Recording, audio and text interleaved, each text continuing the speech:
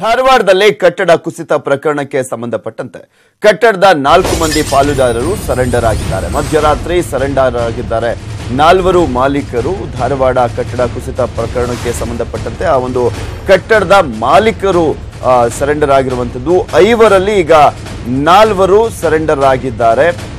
ಇನ್ನು ಮತ್ತೊಬ್ಬರು ಮಾಲೀಕರು ಸರೆಂಡರ್ ಆಗಬೇಕಾಗಿದೆ. ಹಾಗೆ ಆ ಒಂದು ಕಟ್ಟಡದ ಇಂಜಿನಿಯರ್ ಕೂಡ ಸರೆಂಡರ್ ಆಗಬೇಕಾಗಿದೆ. 6 ಮಂದಿಯ ವಿರುದ್ಧ ದೂರು ದಾಖಲಾಗಿತ್ತು. ಈ ಒಂದು ಪ್ರಕರಣಕ್ಕೆ ಸಂಬಂಧಪಟ್ಟಂತೆ ಧಾರವಾಡ ಉಪನಗರ ಠಾಣೆಗೆ ಸರೆಂಡರ್ ಆಗಿದ್ದಾರೆ ಮಾಲೀಕರೆಲ್ಲರೂ ಕೂಡ.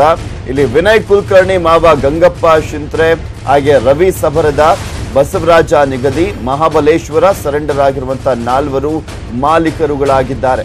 ಈ ಕಟ್ಟಡ ಭೂಕಂಪಕ್ಕೂ ಜಗ್ಗಲ್ಲ ಅಂತ ಹೇಳಿದ್ರು ಆರ್ಕಿಟೆಕ್ಟ್ ವಿವೇಕ್ ಪವಾರ್.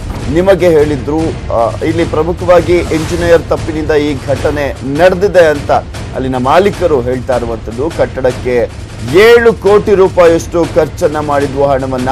ಕಾಮಗಾರಿಯಲ್ಲಿ ಕಳಪೆ ವಸ್ತುಗಳನ್ನ ಬಳಸಿಲ್ಲ ಅನ್ನೋದನ್ನ ಕೂಡ ಅವರು ಹೇಳ್ತಾ ಇದ್ದಾರೆ. ಆದ್ರೆ ಇಲ್ಲಿ ಮೇನ್ ಆಗಿ ತಪ್ಪಿರೋದೆ ಈ ಒಂದು ಆರ್ಕಿಟೆಕ್ಟ್ ಅಂದ್ರೆ ಇಂಜಿನಿಯರ್ನ ತಪ್ಪು ಎದ್ದು ಕಾಣಿಸ್ತಾ ಇದೆ. ಸರೆಂಡರ್ ಆದ ಆರೋಪಿ ಬಸವರಾಜ್ ನಿಗದಿ ಹೇಳಿಕೆಯನ್ನ ನೀಡಿರುವಂತದ್ದು. ಈ ಒಂದು ಕಟ್ಟಡದ ವಿಚಾರಕ್ಕೆ ಸಂಬಂಧಪಟ್ಟಂತೆ ನಾವು 7 ಕೋಟಿ ಹಣವನ್ನ ಖರ್ಚು ಮಾಡಿದ್ವಿ, ಆದ್ರೆ ಇದೆಲ್ಲದರ ಸಂಪೂರ್ಣವಾದಂತಹ ತಪ್ಪಿರೋದು ಒಬ್ಬ ಇಂಜಿನಿಯರ್ ಆರ್ಕಿಟೆಕ್ಟ್ ಅಂತ ಹೇಳ್ತಾ ಇದ್ದಾರೆ. ನಾವು ಅವತ್ತು ಕಟ್ಟಡ ದಿವಸ ನಾವು 4 ಜನ ಅಲ್ಲಿ ಹೋಗಿದ್ದೀವಿ. ಜನ ನೋಡಿ ನಮಗೆ ಇದು ಬಳಿ ಬಂದು ನಾವು ಇಲ್ಲಿ ಹೋಗಿಲ್ಲ ಮುಂಚಿದ್ದೀವಿ. ಮಾಧ್ಯಮದವ್ರು ಏನು ಬರಾಕತ್ತಿದ್ವಲ್ಲ ಅದು ನೋಡಿ ಸಾವು ನೋವುಗಳ ಸಂಖ್ಯೆ ಬರಾಕತ್ತಿತ್ತು. ಅದು ನೋಡಿ ನಮ್ಮ ಮನಸ್ಸಿಗೆ ಭಾಳ ನೋವಾಗಿದೆ. ನಾವಾಗಿ ಬಂದು ಯಾರು ತಪ್ಪು ಮಾಡ್ಯಾರ ಅವ್ರ ಮ್ಯಾಗ ಕ್ರಮ ತಗೊಳ್ಳಿ ಅನ್ನೋ ಒಂದು ಉದ್ದೇಶದಿಂದ ನಾವು ಬಂದು ಸರೆಂಡರ್ ಆಗಿದ್ದೀವಿ. ಏನು ಸರ್ ಕರೆಕ್ಟ್ ಬಿಲ್ಡಿಂಗ್ ಕಟ್ಟಲಿಲ್ಲ ಅಥವಾ ಏನಾಗಿದೆ? ಬಿಲ್ಡಿಂಗ್ ಸರಿಯಾಗಿ ಕಟ್ಟಲಿಲ್ಲ. ಬಿಲ್ಡಿಂಗ್ ನಮ್ದು ಅದು, ನಾವು ಕಾಂಟ್ರಾಕ್ಟರ್ ಅಲ್ಲ, ಕಟ್ಟಿಸಿ ಅವಾಗ ಕೊಟ್ಟು ಊಡವರಲ್ಲ. ಸ್ವತಃ ನಮ್ಮ ಬಿಲ್ಡಿಂಗ್ ಅದು. 3 ಫ್ಲೋರ್ ನಮ್ಮ 30,000 ಸ್ಕ್ವೇರ್ ಫೀಟ್ನಾಗ ಕೇವಲ 5,000 ಅಷ್ಟ ಮಾರಿದ್ರು ನಾವು ಕೆಳಗಿನ್ನು. ಪೂರ್ತಿ ಬಿಲ್ಡಿಂಗ್ ನಾವು ಇಟ್ಕೊಂಡಿದ್ದೀವಿ.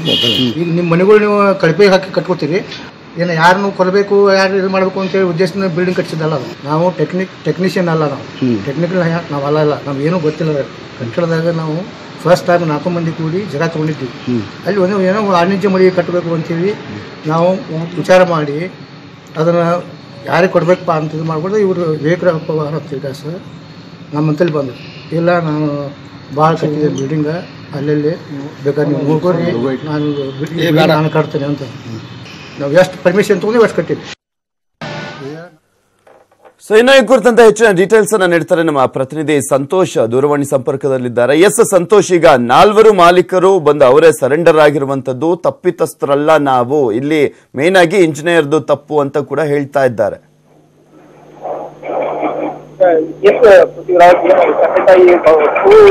ಕಟ್ಟಡ ಕುಸಿದಂತ ಹಿನ್ನೆಲೆಯಲ್ಲಿ 13 ಜನರನ್ನ ಬಲಿ ಪಡೆದಿರ್ತಕ್ಕಂಥದ್ದು. ಅದರಲ್ಲಿ 69 ಜನರನ್ನ ಈಗಾಗಲೇ ರೆಸ್ಕ್ಯೂ ಮಾಡಿ ಆಸ್ಪತ್ರೆ ಕೂಡ ದಾಖಲು ಮಾಡಲಾಗಿದೆ. ಏನು ಇದೊಂದು ಬಹು ಕಟ್ಟಡವನ್ನು ಕುಸಿದ ಹಿನ್ನೆಲೆಯಲ್ಲಿ 13 ಜನ ಸಾವಿಗೀಡಾಗಿರ್ತಾರೆ. ಆ ಸಾವಿಗೀಡಾಗಿರ್ತಂತ ಏನು ಈ ಕಟ್ಟಡ ಏನಿರುತ್ತೆ, ಕಟ್ಟಡ ಪಾಲುದಾರರು ಯಾರಾಗಿರ್ತಾರೆ, ಆ ಪಾಲುದಾರರು ಕೂಡ ನಿನ್ನೆ ರಾತ್ರಿ ಏನು ಧಾರವಾಡದ ಉಪನಗರ ಪೊಲೀಸ್ ಠಾಣೆಯಲ್ಲಿ ಮಧ್ಯರಾತ್ರಿ ಕೂಡ ತಾವಾಗಲೇ ಬಂದು ಸರೆಂಡರ್ ಕೂಡ ಆಗಿರ್ತಾರೆ. ಏನು ಈ ಒಂದು ಕಟ್ಟಡದಲ್ಲಿ ಕುಸಿದು 13 ಜನ ಏನು ಸಾವನ್ನಪ್ಪಿದ್ರು. ಹೀಗಾಗಿ ಆ ಸಾವನ್ನಪ್ಪಿದ ಹಿನ್ನೆಲೆಯಲ್ಲಿ ಇವ್ರಿಗೆ ಮನಸ್ಸಿಗೆ ಏನು ನೋವಾಗಿ ನಾವು ಈಗಾಗಲೇ ಬಂದು ಸರೆಂಡರ್ ಆಗಿದ್ದೀವಿ, ನಾವಾಗ್ಲೇ ಏನು ನಮ್ಮನ್ನು ಯಾರು ಕೂಡ ಅರೆಸ್ಟ್ ಮಾಡಿಲ್ಲ ಅನ್ನುವಂತ ಮಾತುಗಳನ್ನ ಬಸವರಾಜ್ ನಿಗದಿ ಕೂಡ ಹೇಳ್ತಾರೆ. ಏನು ಈಗ ಪಾಲುದಾರರಾಗಿರ್ತಂತ ಮಾಜಿ ಸಚಿವ ವಿನಯ್ ಕುಲಕರ್ಣಿ ಅವರ ಮಾವ ಗಂಗಪ್ಪ ಹಾಗೂ ರವಿ ಬಸವರಾಜ್ ಮತ್ತು ಮಹಾಬಲೇಶ್ವರ ಎಂಬರ್ತಕ್ಕಂಥ 4 ಜನರು ಕೂಡ ನಿನ್ನೆ ರಾತ್ರಿ ಧಾರವಾಡ ಉಪನಗರ ಪೊಲೀಸ್ ಠಾಣೆಯಲ್ಲಿ ಕೂಡ ತಾವಾಗಲೇ ಸರೆಂಡರ್ ಆಗಿರ್ತಾರೆ. Basavaraj, okay, thank you Santosh ನಿಮ್ಮೆಲ್ಲ ಡೀಟೇಲ್ಸ್ಗಾಗಿ.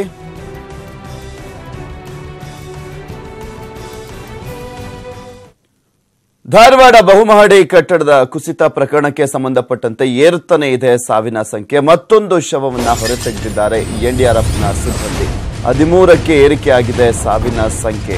ಈ ಒಂದು ಪ್ರಕರಣಕ್ಕೆ ಸಂಬಂಧಪಟ್ಟಂತೆ ನೋಡೋದಾದ್ರೆ ನಿನ್ನೆ 7 ಜನರು ಸಾವನ್ನಪ್ಪಿದ್ರು. ಆ ಒಂದು ಪ್ರಕರಣದಲ್ಲಿ ನಿನ್ನೆಯಿಂದ ಏನು ಅಂದ್ರೆ ಇಲ್ಲಿ ಪ್ರಮುಖವಾಗಿ 3 ದಿನಗಳಿಂದಲೂ ಕೂಡ ಕಾರ್ಯಾಚರಣೆ ನಡೀತಾನೆ ಇದೆ. ಸಾವಿನ ಸಂಖ್ಯೆ ಕೂಡ ಏರ್ತಾನೆ ಇದೆ. 13ಕ್ಕೆ ಏರಿಕೆ ಆಗಿರುವಂತದ್ದು. ಇಲ್ಲಿ ಪ್ರಮುಖವಾಗಿ ಸತತವಾಗಿ ಇವತ್ತಿಗೆ 4ನೇ ದಿನಕ್ಕೆ ಕಾಲಿಟ್ಟಿರುವಂತದ್ದು. NDRFನ ಸಿಬ್ಬಂದಿ ಮತ್ತೊಂದು ಶವವನ್ನ ಹೊರತೆಗೆದಿದ್ದಾರೆ. ಈಗ ಆಲ್ರೆಡಿ SDRF, NDRF ಮತ್ತೊಂದು ಕಡೆ ಅಗ್ನಿಶಾಮಕ ದಳದ ಸಿಬ್ಬಂದಿ ಹಾಗೆ ಪೊಲೀಸರು ಇವರೆಲ್ಲರೂ ಕೂಡ ಕಾರ್ಯಾಚರಣೆಯನ್ನ ನಡೆಸ್ತಾ ಇದ್ದಾರೆ. 45 ವರ್ಷದ ದ್ರಾಕ್ಷಾಯಿಣಿ ಅವರ ಮೃತದೇಹವನ್ನ ಹೊರಕ್ಕೆ ತೆಗೆದಿರುವಂತದ್ದು. ಮುಗಿಲು ಮುಟ್ಟಿದೆ ಅವರ ಸಂಬಂಧಿಕರ ಆಕ್ರಂದನ. ಕಟ್ಟಡದ ಕೆಳಗಡೆ ಹೋಟೆಲ್ ಇಟ್ಟುಕೊಂಡಿದ್ರು ಇವರು ದ್ರಾಕ್ಷಾಯಿಣಿ ಅವರ ದಂಪತಿ. ಆದರೆ ಈ ಒಂದು ಕುಸಿತ ಪ್ರಕರಣದಲ್ಲಿ ಇವರು ಸಾವನ್ನಪ್ಪಿದ್ದಾರೆ. 4ನೇ ದಿನವೂ ಕೂಡ ಮುಂದುವರೆದಿದೆ ಕಾರ್ಯಾಚರಣೆ.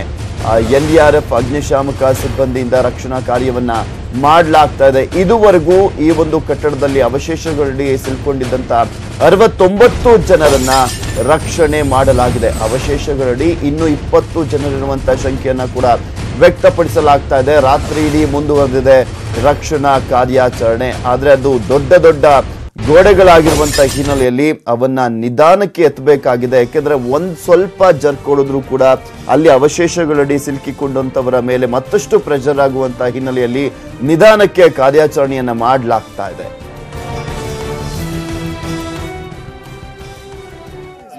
ಈಗ ಇತ್ತಿತ್ತಲಾಗಿ ಇದು ಮಾಡಿದ್ದೀರಿ, ಅದು ಹೋಟೆಲ್ ಚಲೋ ಮಾಡಿದ್ದು. ಮೊದಲು ಅಲ್ಲಿ ಇರ್ತೀರ ಹೋಟೆಲ್? ನಮ್ಮ ಅಂಟಿಯರು, ನಮ್ಮ ಚಿಕ್ಕಮ್ಮರು.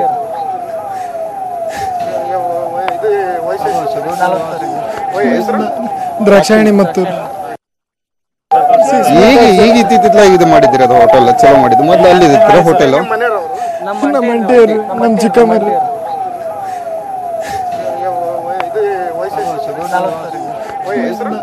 ದ್ರಾಕ್ಷಾಯಣಿ ಮತ್ತು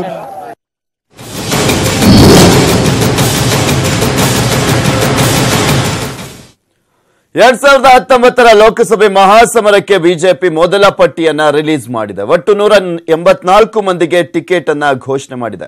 ಪ್ರಧಾನಮಂತ್ರಿ ನರೇಂದ್ರ ಮೋದಿ ವಾರಣಾಸಿ ಲೋಕಸಭಾ ಕ್ಷೇತ್ರದಿಂದ, ಇಂದು ಗಾಂಧಿನಗರದಿಂದ ಅಮಿತ್ ಶಾ, ರಾಜನಾಥ್ ಸಿಂಗ್ ಲಕ್ನೋದಿಂದ, ನಾಗ್ಪುರದಿಂದ ನಿತಿನ್ ಗಡ್ಕರಿ ಸ್ಪರ್ಧಿಸಲಿದ್ದಾರೆ. ಈ ಬಾರಿಯೂ ಸಹ ಸ್ಮೃತಿ ಇರಾನಿಗೆ ಅಮೇಥಿಯಿಂದನೇ ಟಿಕೆಟ್ ಅನ್ನ ನೀಡಲಾಗಿದ್ದು, ರಾಹುಲ್ ಗಾಂಧಿ ವಿರುದ್ಧ ಕಣಕ್ಕಿಳಿತಾ ಇದ್ದಾರೆ. ಕಳೆದ ಚುನಾವಣೆಯಲ್ಲಿ ಸ್ಮೃತಿ ಅವರು ರಾಹುಲ್ ವಿರುದ್ಧ 1 ಲಕ್ಷಕ್ಕೂ ಹೆಚ್ಚು ಮತಗಳ ಅಂತರದಿಂದ ಸೋಲನ್ನಪ್ಪಿದ್ರು. ಮಥುರಾದಿಂದ ಹೇಮಾ ಮಾಲಿನಿ ಅವರು ಸ್ಪರ್ಧೆಯನ್ನ ಮಾಡ್ತಾ ಇದ್ದಾರೆ. ಹಾಲಿ ಸಂಸದರು ಕೂಡ ಹೌದು ಆ ಒಂದು ಕ್ಷೇತ್ರದಲ್ಲಿ. ಬಿಜೆಪಿಯ ಭೀಷ್ಮ ಅಂತಾನೆ ಕರೆಸಿಕೊಳ್ಳುವಂತ LK ಅಡ್ವಾಣಿ ಅವರು ಗಾಂಧಿನಗರ ಕ್ಷೇತ್ರದಲ್ಲಿ ಪ್ರತಿನಿಧಿಸ್ತಾ ಇದ್ರು. ಆದ್ರೆ ಈಗ ಆ ಒಂದು ಕ್ಷೇತ್ರವನ್ನ ಬಿಜೆಪಿಯ ರಾಷ್ಟ್ರೀಯ ಅಧ್ಯಕ್ಷ ಅಮಿತ್ ಶಾ ಅವರಿಗೆ ನೀಡಲಾಗಿದೆ. ಈ ಮೂಲಕ ಉಕ್ಕಿನ ಮನುಷ್ಯ ಈ ಬಾರಿ ಚುನಾವಣೆಗೆ ನಿಲ್ಲುವುದಿಲ್ಲ ಎಂಬ ಪರೋಕ್ಷ ಸಂದೇಶವನ್ನ ಕೂಡ ಬಿಜೆಪಿ ರವಾನಿಸಿದೆ. ಮತ್ತೊಂದು ಕಡೆ ಬಿಜೆಪಿ ಬಿಡುಗಡೆ ಮಾಡಿರುವಂತಹ ಮೊದಲ ಪಟ್ಟಿಯಲ್ಲಿ ಅಡ್ವಾಣಿ ಹೆಸರಿಲ್ಲದೆ ಇದ್ರೂ ಕೂಡ ಮುಂದಿನ ಪಟ್ಟಿಯಲ್ಲಿ ಹಿರಿಯ ನಾಯಕನ ಹೆಸರಿದ್ದರೆ ಅಚ್ಚರಿ ಪಡಬೇಕಾಗಿಲ್ಲ ಎಂಬ ಮಾತುಗಳು ಕೂಡ ಕೇಳಿ ಬರ್ತಾ ಇದೆ.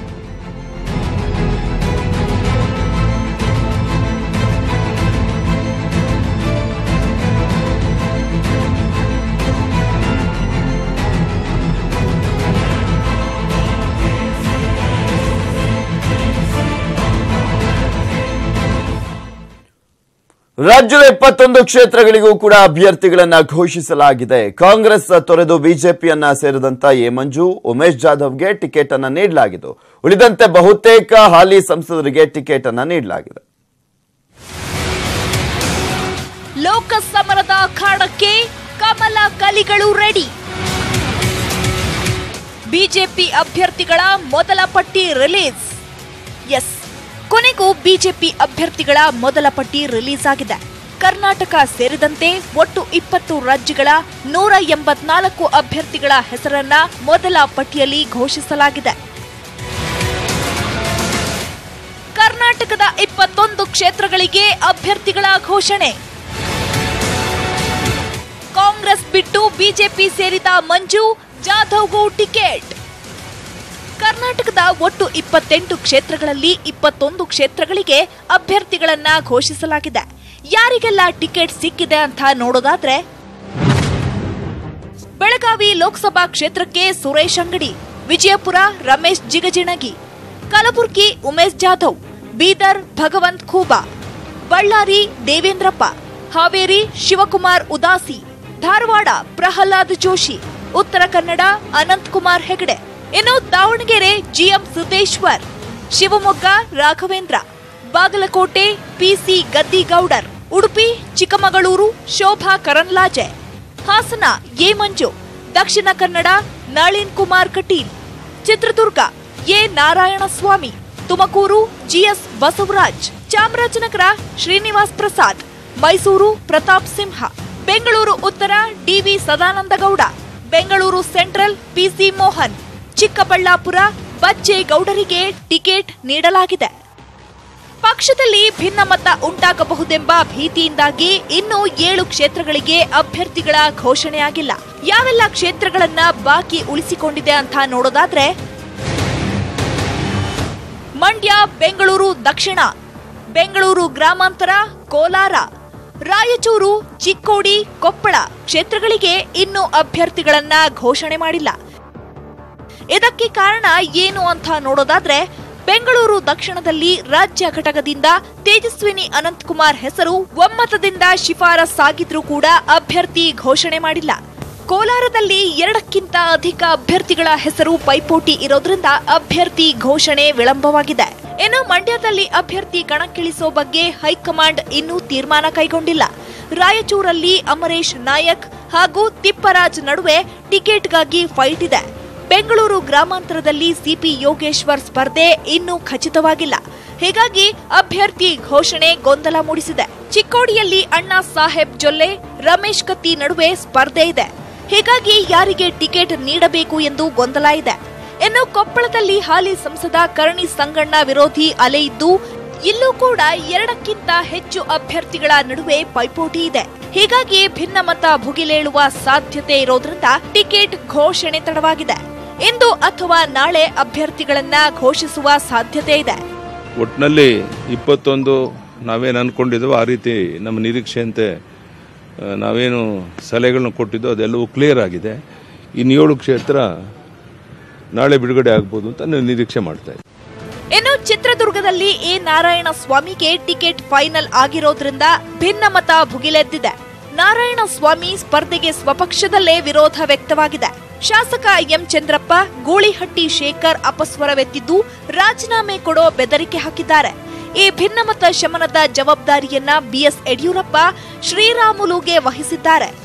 ಒಟ್ಟಾರೆ ಇನ್ನುಳಿದ ಕ್ಷೇತ್ರಗಳಲ್ಲಿ ಅಭ್ಯರ್ಥಿಗಳ ನಡುವೆ ಭಾರೀ ಪೈಪೋಟಿ ಇರೋದ್ರಿಂದ ಬಿಜೆಪಿಗೆ ಬಂಡಾಯದ ಬಿಸಿ ತಟ್ಟುವ ಸಾಧ್ಯತೆ ಇದೆ. Bureau report, news 18 Kannada. Congress ತೊರೆದು ಬಿಜೆಪಿ ಸೇರಿರುವಂತಹ ಉಮೇಶ್ ಜಾಧವ್ಗೆ ಕಲಬುರಗಿ ಲೋಕಸಭಾ ಕ್ಷೇತ್ರದಿಂದ ಬಿಜೆಪಿ ಟಿಕೆಟ್ ಘೋಷಿಸಿದೆ. ಇದರ ಬೆನ್ನಲ್ಲೇ ಜಾಧವ್ಗೆ ದೊಡ್ಡ ಕಂಟಕ ಶುರುವಾಗಿದೆ. ಪಕ್ಷಾಂತರ ನಿಷೇಧ ಕಾಯ್ದೆಯ ಸುಳಿಯಲ್ಲಿ ಉಮೇಶ್ ಜಾಧವ್ ಸಿಲುಕಿದ್ದಾರೆ. ಮಾರ್ಚ್ 25ರಂದು ವಿಚಾರಣೆಗೆ ಹಾಜರಾಗುವಂತೆ ಜಾಧವ್ಗೆ ಸ್ಪೀಕರ್ ರಮೇಶ್ ಕುಮಾರ್ ಅವರು ಬುಲಾವ್ ನೀಡಿದ್ದಾರೆ.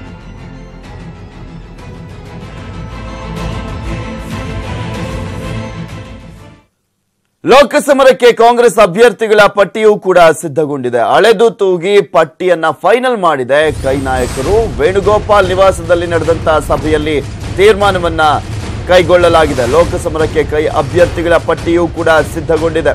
ಅಳೆದು ತೂಗಿ ಪಟ್ಟಿಯನ್ನ ಫೈನಲ್ ಮಾಡಿದ್ದಾರೆ ಕಾಂಗ್ರೆಸ್ನ ನಾಯಕರು. ವೇಣುಗೋಪಾಲ್ ನಿವಾಸದಲ್ಲಿ ನಡೆದಂತಹ ಸಭೆಯಲ್ಲಿ ಯಾರಿಗೆ ಟಿಕೆಟ್ ಕೊಡಬೇಕು, ಯಾವ ಅಭ್ಯರ್ಥಿಯನ್ನ ಫೈನಲ್ ಮಾಡಬೇಕು, ಯಾರಿಗೆ ಗೆಲ್ಲುವಂತ ಚಾನ್ಸಸ್ ಇದೆ, ಇದನ್ನೆಲ್ಲವನ್ನೂ ಕೂಡ ಅಳೆದು ತೂಗಿ ಫೈನಲ್ ಮಾಡಲಾಗಿದೆ.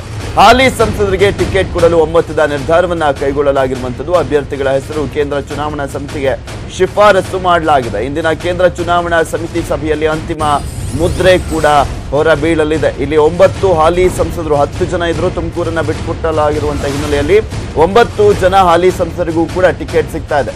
ರಾಹುಲ್ ಗಾಂಧಿ ನೇತೃತ್ವದಲ್ಲಿ ನಡೆಯಲಿದೆ ಸಿಇಸಿ ಸಭೆ. ಸಿಇಸಿ ಸಭೆಯಲ್ಲಿ ಅಭ್ಯರ್ಥಿಗಳ ಹೆಸರನ್ನ ಫೈನಲ್ ಮಾಡಲಾಗುತ್ತೆ. ಇಂದು ಸಂಜೆಯೊಳಗೆ ಪಟ್ಟಿ ಬಿಡುಗಡೆ ಆಗುವಂತಹ ಸಾಧ್ಯತೆ ಕೂಡ ಇದೆ. ಮೈಸೂರು, ಬೀದರ್, ಧಾರವಾಡ, ಬೆಂಗಳೂರು ಕೇಂದ್ರ, ಹಾವೇರಿ, ಬೆಂಗಳೂರು ದಕ್ಷಿಣ ಕ್ಷೇತ್ರಗಳಿಗೆ ಒಂದೊಂದೇ ಹೆಸರನ್ನ ಫೈನಲ್ ಮಾಡಲಾಗಿರುವಂತದ್ದು.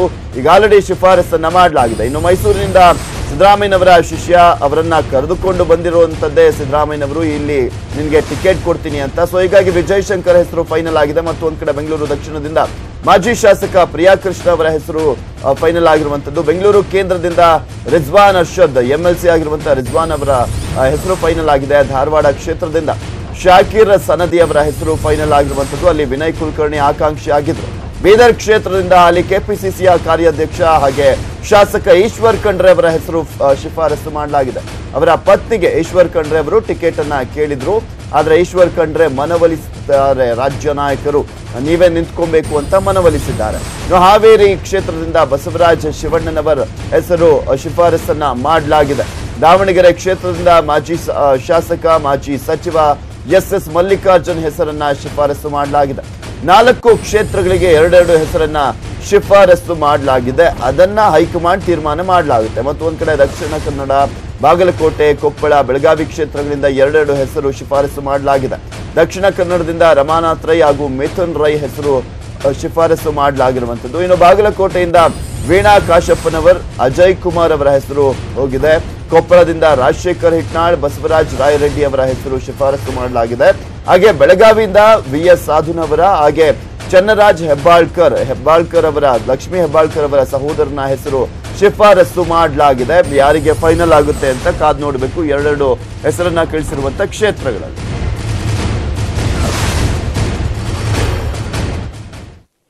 ಇನ್ನು ದಕ್ಷಿಣ ಕನ್ನಡ ಕಾಂಗ್ರೆಸ್ ಟಿಕೆಟ್ಗೆ ಭಾರಿ ಪೈಪೋಟಿ ಏರ್ಪಟ್ಟಿದೆ. ಆಕಾಂಕ್ಷಿಗಳ ಜೊತೆ ರಾಜ್ಯ ಕಾಂಗ್ರೆಸ್ ಉಸ್ತುವಾರಿ ಕೆಸಿ ವೇಣುಗೋಪಾಲ್ ಸಭೆಯನ್ನ ಕೂಡ ನಡೆಸಿದ್ರು.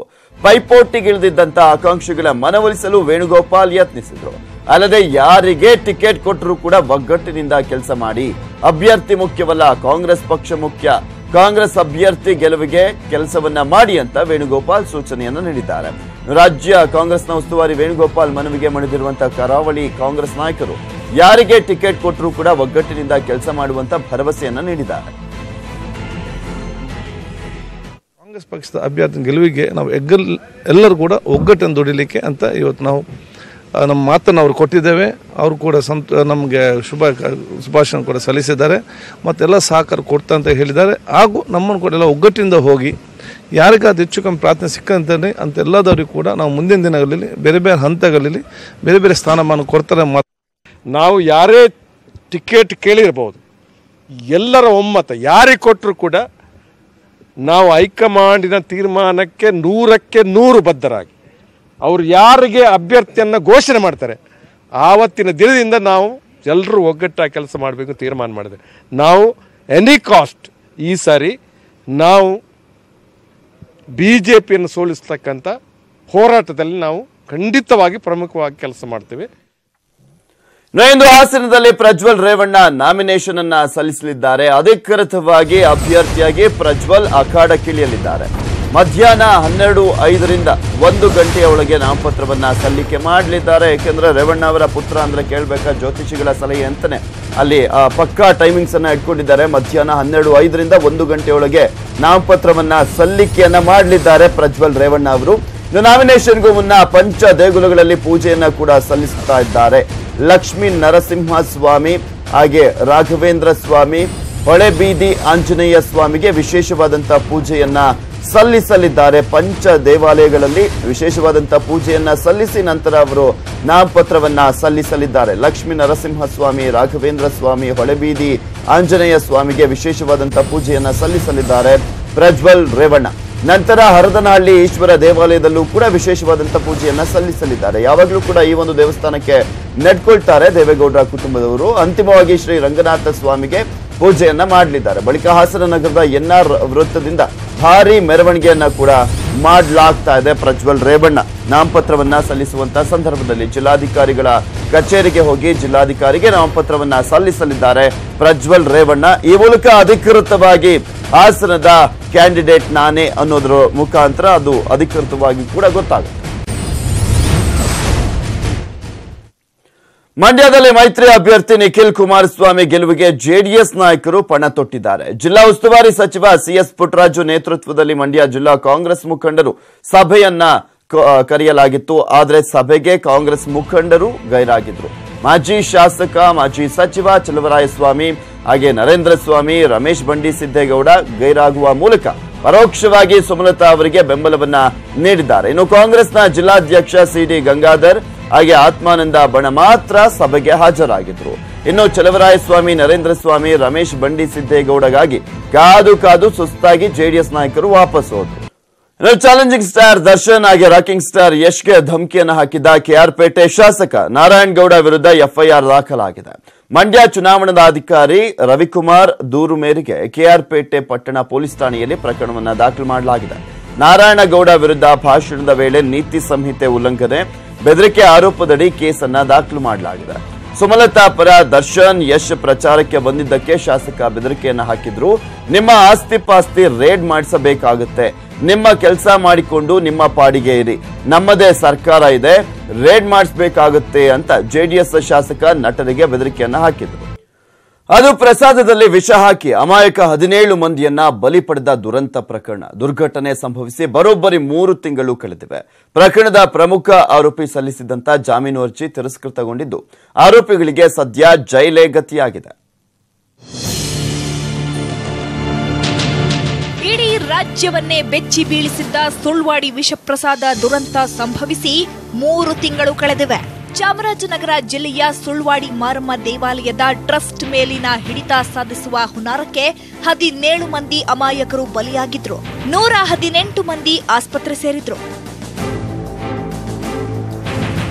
ದೇವಾಲಯದ ದೊಡ್ಡಯ್ಯ ಹಾಗೂ ವ್ಯವಸ್ಥಾಪಕ ಮಾದೇಶ್ ಸೇರಿಕೊಂಡು ಪ್ರಸಾದದ ರೈಸ್ ಬಾತ್ನಲ್ಲಿ ವಿಷ ಬೆರೆಸಿದ್ರು. ಟ್ರಸ್ಟ್ ಅಧ್ಯಕ್ಷ ಇಮ್ಮಡಿ ಮಹದೇವ ಸ್ವಾಮೀಜಿ ಹಾಗೂ ಮಾದೇಶ್ ಹೆಂಡತಿ ಅಂಬಿಕಾ ವಿಷ ಪ್ರಸಾದದ ಮಾಸ್ಟರ್ ಮೈಂಡ್ ಆಗಿದ್ರು. ಪ್ರಕರಣದ ತನಿಖೆ ನಡೆಸಿದ ಕೊಳ್ಳೆಗಾಲ ಡಿವೈಎಸ್ಪಿ ಪುಟ್ಟಮಾದಯ್ಯ ಚಾಮರಾಜನಗರ ಜಿಲ್ಲಾ ಮತ್ತು ಸತ್ರ ನ್ಯಾಯಾಧೀಶರ ಮುಂದೆ 6100 ಪುಟಗಳ ದೋಷಾರೋಪಣಾ ಪಟ್ಟಿ ಸಲ್ಲಿಸಿದ್ದಾರೆ.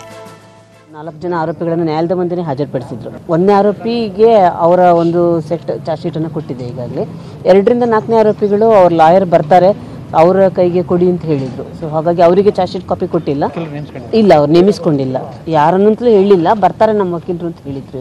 ಮೊದಲಿನ ಆರೋಪಿದ ಜಾಮೀನು ಅರ್ಜಿ ಸಲ್ಲಿಸಿದ್ರು ಅವರು, ಅದು ರಿಜೆಕ್ಟ್ ಆಗಿದೆ ಕೋರ್ಟ್. ಪ್ರಕರಣಕ್ಕೆ ಸಂಬಂಧಿಸಿ 332 ಸಾಕ್ಷಿಗಳಿದ್ದು 164 ಮಂದಿಯ ಹೇಳಿಕೆಯನ್ನ ದಾಖಲಿಸಲಾಗಿದೆ. ಸುಮಾರು 332 ವಿಟ್ನೆಸ್ಗಳದ್ದು ಸಾಕ್ಷಿ ಪಡ್ಕೊಂಡಿದ್ದೀವಿ. ಅದರಲ್ಲಿ ಕೆಲವು ಸಾಕ್ಷಿದು ಸ್ಟೇಟ್ಮೆಂಟ್ ಕೋರ್ಟ್ ಮುಂದೆ ಕೂಡ ಮಾಡಿದ್ದೀವಿ. FSL reports, post mortem reports ಮತ್ತು ಬೇರೆ ಬೇರೆ ರೀತಿದು ಇದು ಟೆಕ್ನಿಕಲ್ ಎವಿಡೆನ್ಸ್ಗಳು ಕೂಡ ನಾವು ಕಲೆಕ್ಟ್ ಮಾಡಿ ಫೈನಲ್ ರಿಪೋರ್ಟ್ ಅಂದರೆ ಚಾರ್ಜ್ ಶೀಟ್ ನಾವು ಕೋರ್ಟ್ಗೆ ಸಲ್ಲಿಸಿದ್ದೀವಿ. ಮೊದಲ ಆರೋಪಿ ಇಮ್ಮಡಿ ಮಹದೇವ ಸ್ವಾಮೀಜಿ ಸಲ್ಲಿಸಿದ್ದ ಜಾಮೀನು ಅರ್ಜಿ ತಿರಸ್ಕೃತಗೊಂಡಿದೆ. ಇನ್ನುಳಿದ 3 ಆರೋಪಿಗಳ ಪರ ವಕಾಲತ್ತು ವಹಿಸಲು ಯಾವ ವಕೀಲರೂ ಕೂಡ ಮುಂದೆ ಬಂದಿಲ್ಲ. 3-4 ದಿನಗಳೊಳಗೆ ವಕೀಲರನ್ನ ನೇಮಕ ಮಾಡಿಕೊಳ್ಳುವುದಾಗಿ ಆರೋಪಿಗಳು ಮಾಡಿಕೊಂಡ ಮನವಿಯನ್ನ ಪರಿಗಣಿಸಿದ ನ್ಯಾಯಾಧೀಶರು ಮಾರ್ಚ್ 26ಕ್ಕೆ ವಿಚಾರಣೆ ಮುಂದೂಡಿದ್ದಾರೆ. SM Nandish, news 18 Kannada, Chamarajanagar. ಸುತ್ತಮುತ್ತಲಿನ 10 ಹಳ್ಳಿ ಜನರ ಪಾಲಿಗೆ ಹೋಬಳಿ ಕೇಂದ್ರದ ಆ ಆಸ್ಪತ್ರೆಯ ಗತಿ. ಆದರೆ ಜೀವ ಉಳಿಸುವ ಆ ಆಸ್ಪತ್ರೆಯಲ್ಲಿ ವೈದ್ಯರೇ ಇಲ್ಲ. ಒಂದೇ ವಾರದಲ್ಲಿ 7 ರೋಗಿಗಳು ಪ್ರಾಣ ಬಿಟ್ಟಿರುವುದು ದುರಂತ. ಯಾವುದು ಆ ಆಸ್ಪತ್ರೆ? ಆಸ್ಪತ್ರೆಯಲ್ಲಿರುವಂತಹ ಸಮಸ್ಯೆಗಳೇನು? ಬನ್ನಿ ನೋಡೋಣ. ರಸ್ತೆಗಿಳಿದು ಪ್ರತಿಭಟನೆ ಮಾಡ್ತಿರೋ ಜನರು. ಇದು ತಮ್ಮೂರಿನ ಆಸ್ಪತ್ರೆಗೆ ವೈದ್ಯರು ಬೇಕು ಅಂತ ಮಾಡ್ತಿರೋ ಪ್ರತಿಭಟನೆ. ಕೊಡಗು ಮತ್ತು ಕೇರಳ ಗಡಿ ಭಾಗವಾದ ಕುಟ್ಟ ಗ್ರಾಮದಲ್ಲಿ ಜನರು ಬೀದಿಗಿಳಿದು ಪ್ರತಿಭಟನೆ ನಡೆಸಿದ್ರು. ಎದೆ ನೋವಿನಿಂದ ಬಳಲ್ತಿದ್ದ ರೋಗಿಯೊಬ್ಬರು ಕುಟ್ಟದಲ್ಲಿರೋ ಆರೋಗ್ಯ ಕೇಂದ್ರಕ್ಕೆ ಬಂದಿದ್ರು. ಅಲ್ಲಿ ಸರಿಯಾದ ಸಮಯಕ್ಕೆ ಚಿಕಿತ್ಸೆ ನೀಡಲು ವೈದ್ಯರಿಲ್ಲದೆ ಮಣಿ ಎಂಬುವವರು ಆಸ್ಪತ್ರೆಯಲ್ಲೇ ಸಾವನ್ನಪ್ಪಿದ್ರು. ಕಳೆದ 6 ತಿಂಗಳಿಂದ ಯಾವುದೇ ವೈದ್ಯರುಗಳು ನಿರಂತರವಾಗಿ ಕುಟ್ಟದ ಜಿಲ್ಲಾಸ್ಪತ್ರೆಗೆ ಇಲ್ಲಿ ಬರ್ತಾ ಇಲ್ಲ. ಆದ್ರಿಂದ ಈ ಕಳೆದ 6 ತಿಂಗಳಿಂದ ಇಲ್ಲಿ ಬೇಕಾದಷ್ಟು ಜೀವಗಳು ಹಾನಿ ಮಾಡಿಕೊಂಡಿದೆ. ನಾವು ಇದಕ್ಕಿಂತ ಮುಂಚೆ ಒಂದು 15 ದಿನಗಳ ಮುಂಚೆನೆ ನಾವು ಒಂದು ಅರ್ಜಿಯನ್ನು ಕೊಡಗು ಜಿಲ್ಲಾಧಿಕಾರಿಗಳಿಗೆ ಮತ್ತು ವೈದ್ಯಾಧಿಕಾರಿಗಳಿಗೆ ಪತ್ರವನ್ನು ಬರೆದಿದ್ದೀವಿ. ಬಟ್ ಅದಕ್ಕೆ ಯಾವುದೇ ರೀತಿಯ ರಿಪ್ಲೈಗಳು ಕೂಡ ಯಾರು ಇನ್ನೂ ಕೊಡಲಿಲ್ಲ. ಕುಟ್ಟ ಗ್ರಾಮದ ಎಲ್ಲ ಸಾರ್ವಜನಿಕರು ಸೇರಿಕೊಂಡು ಒಂದು ಪ್ರತಿಭಟನೆ ಹಮ್ಮಿಕೊಂಡಿದ್ದೀವಿ. ದಯವಿಟ್ಟು ಇದಕ್ಕೆ ಸಂಬಂಧಪಟ್ಟ ಎಲ್ಲ ಅಧಿಕಾರಿಗಳು ಕುಟ್ಟ ಗ್ರಾಮಕ್ಕೆ ಬರುವ ತನಕ ನಾವು ಈ ಪ್ರತಿಭಟನೆಯನ್ನು ಮುಂದುವರಿಸುವುದಾಗಿ ಎಲ್ಲರ ಮೂಲಕ ನಾವು ಕೇಳಿಕೊಳ್ಳುತ್ತೇವೆ. ಬೆಳಗ್ಗೆ ಈ ವಿಷಯ ತಿಳಿಯುತ್ತಿದ್ದಂತೆ ಆಸ್ಪತ್ರೆ ಮುಂಭಾಗ ಜಮಾಯಿಸಿದ 100 ಜನರು ಅಧಿಕಾರಿಗಳು, ರಾಜಕಾರಣಿಗಳ ವಿರುದ್ಧ ಆಕ್ರೋಶ ವ್ಯಕ್ತಪಡಿಸಿದರು. ವೈದ್ಯರಿಲ್ಲದ ಕಾರಣ ಕಳೆದೊಂದು ವಾರದಲ್ಲಿ ಈ ಆಸ್ಪತ್ರೆಯಲ್ಲಿ 7 ರೋಗಿಗಳು ಸಾವನ್ನಪ್ಪಿದ್ದಾರೆ. ಇಲ್ಲಿನ ಆಸ್ಪತ್ರೆಗೆ ಖಾಯಂ ವೈದ್ಯರಿಲ್ಲದೆ ಗೋಣಿಕೊಪ್ಪದ ವೈದ್ಯರನ್ನ ತಾತ್ಕಾಲಿಕವಾಗಿ ನೇಮಿಸಲಾಗಿದೆ. ಇವರು ವಾರದಲ್ಲಿ 2 ದಿನ ಮಾತ್ರ ಮಧ್ಯಾಹ್ನದವರೆಗೆ ಕರ್ತವ್ಯ ನಿರ್ವಹಿಸುತ್ತಾರೆ. ಹೀಗಾಗಿ ಕೂಡಲೇ ಆಸ್ಪತ್ರೆಗೆ ಶಾಶ್ವತ ವೈದ್ಯರನ್ನ ನೇಮಿಸಬೇಕು ಅಂತ ಗ್ರಾಮಸ್ಥರು ಜಿಲ್ಲಾಧಿಕಾರಿಗೆ ಆಗ್ರಹಿಸಿದ್ರು.